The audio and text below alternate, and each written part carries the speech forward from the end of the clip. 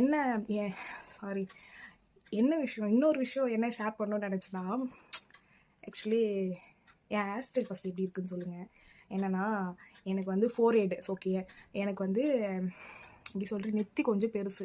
So அதனால் நான் வந்து எனக்கு எந்த ஹேர் ஸ்டைலுமே என்னால் வைக்க முடியாது, பஃப் வைக்க முடியாது. எல்லாருமே வந்து நிறைய டிசைன் பண்ணுறாங்க, நம்மளுக்கு நம்ம மண்டையில் அதெல்லாம் பண்ண முடியாது போல், நம்மளுக்கு வர சுருட்ட முடியா, அதனால அவ்வளோதான் அப்படின்னு சொல்லிட்டு நானே முடிவு பண்ணிவிட்டு என்னுடைய ஸ்ட்ரக்சர், என் ஃபேஸ் ஸ்ட்ரக்சருக்கும் என் ஹேர் ஸ்ட்ரக்சரையும் நான் மாற்றி இப்படி தான் அப்படின்ற மாதிரி நான் வச்சுட்டேன்.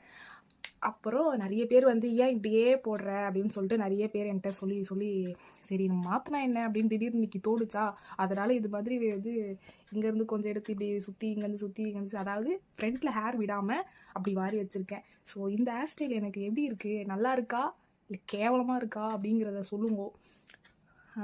டிஃப்ரெண்ட்டாக ஏதாவது ஹேர் ஸ்டைல் ட்ரை பண்ணலாமா அப்படின்னு பார்க்குறேன். என் ஃபேஸ்க்கு எந்த மாதிரி போட்டால் செட் ஆகும் தெரியல.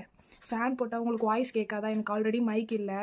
ஃபேன் போட்டால் உங்களுக்கு வாய்ஸ் கேட்க மாட்டேங்குது, அதனால தான் இப்போ வேர்த்து விறுவிறுக்க ஃபேனெல்லாம் ஆஃப் பண்ணிவிட்டு பேசிகிட்ருக்கேன். ஓகேவா, அதுக்கப்புறம் அவ்வளோதான், பாய்.